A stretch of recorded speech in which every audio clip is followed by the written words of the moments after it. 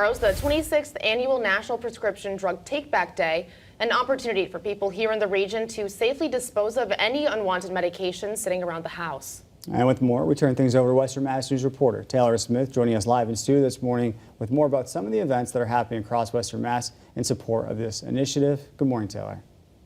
Good morning, David and Amanda. That's right. A total of 16 different local police departments will be joining forces with the Northwestern District Attorney's Office and local sheriff's offices to make this initiative happen.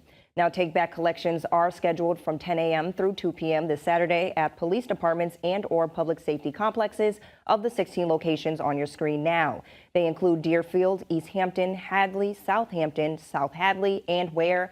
Other drop-off sites are at Wildwood Elementary School on Strong Avenue in Amherst, the Town Common in Belchertown, and Smith Vocational and Agricultural High School on Locust Street in Northampton. Now, these locations are working with the National Drug Enforcement Administration to make sure everyone can take part in this effort. Since 2011, nearly 74,000 pounds of medication have been safely disposed of during these take-back days. And the director of Northwestern District Attorney's Drug Diversion and Treatment Program put it perfectly when she said removing unneeded drugs from homes can prevent misuse or addiction problems.